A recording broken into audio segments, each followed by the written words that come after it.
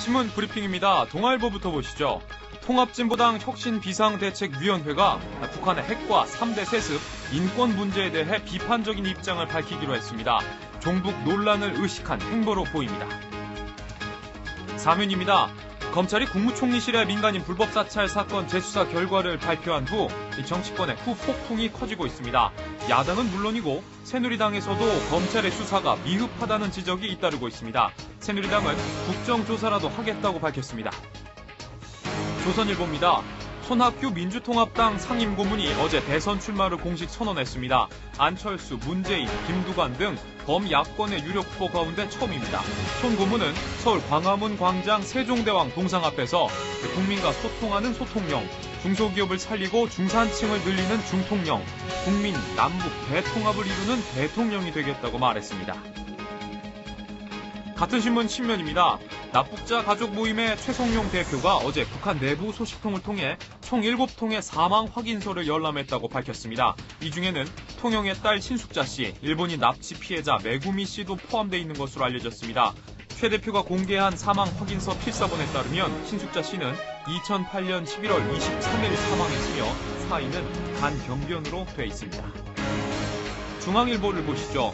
애플이 최근 공개한 새 운영체제의 지도 서비스에 독도가 다케시마로 표기돼 논란이 일고 있습니다.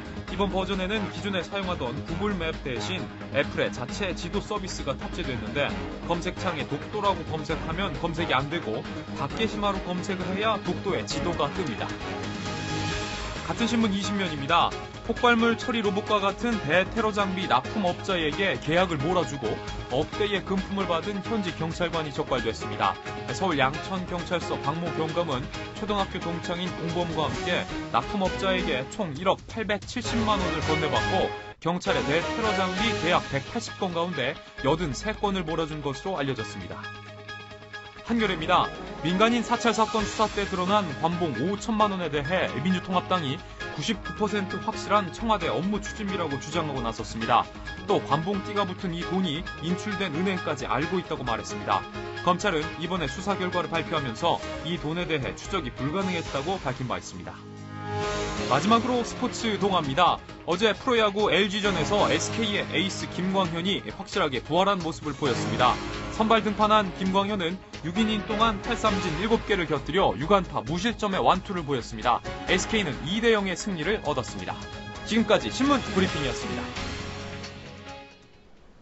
네, 각 신문에 다양한 기사가 실렸습니다만 저는 오늘 신문 중에서 사진이 가장 눈에 띕니다. 국군 유해 발굴팀이 설악산 저항령에서 국군 유해 11구를 발굴을 하고 태극기가 덮인 관에 대해서 거수경례를 한 사진이 굉장히 눈에 띄는 대목이더라고요. 예, 저기가 사냥 보호 지역이라서 일반인들의 출입은 통제되는 그런 곳이라고 하네요. 네, 저도 오늘 아침에 신문을 펼치는 순간 이 사진을 보고 딱 사진 보는 것만으로도 머리가 딱 숙연해지는 그 느낌을 받았는데 여기 사진 설명을 보면 이게 총알이 관통한 철모, 또 다리뼈가 들어있는 군화 등이 발견됐다고 하는데 이게 참 그 당시 얼마나 전투가 치열했는지를 알 수 있죠.